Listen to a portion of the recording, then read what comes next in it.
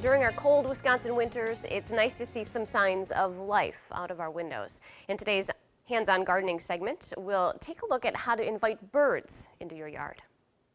Well, in last week's Hands-On Gardening, we talked about bird feeders and where to put them in your yard. This week, we want to talk about what to feed them. Joining me is Steve Hunzinger from the UW Extension Office. Steve, probably a couple universals that every bird feeder should have. Exactly. Starting with the black oil sunflower seeds. They're going to work real nice. Some of the cracked corn that we see in some of our blends are good options. And third is thistle seed. Again, maybe not our least expensive types, but probably the most universal, as you mentioned, to bring in different varieties.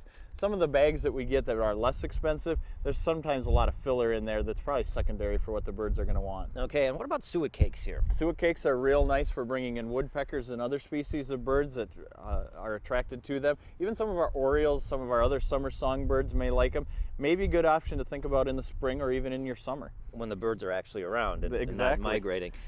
Bread and peanut butter. A lot of people use that, but not necessarily a good idea. Yeah, the bread itself might bring in birds that we don't necessarily want to attract in. It can get moldy, it can get very dry and hard. It may not be the best choice. Other rodents and mammals may be attracted to it.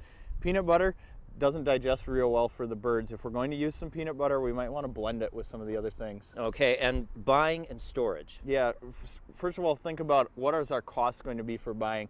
It's oftentimes, if we can buy in bulk and have a place to store it, that's probably going to be our best bet for our costs overall.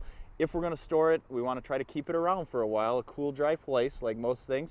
And think about the container that we're going to put it in, a metal trash can, maybe a 5-gallon bucket if we have a smaller amount with a lid so that we can keep it sealed up and dry. Yeah, I learned that the hard way. The mice got into the plastic garbage bag, but basically it'll store for 1 to 2 years if stored properly? Yeah, it depends on the amount that we have and where we can actually keep that or store it at. Alrighty, thanks much, Steve. Now, coming up next week, we're going to talk about some of those pesky squirrels and other problems that come around your bird feeders on next week's Hands-On Gardening.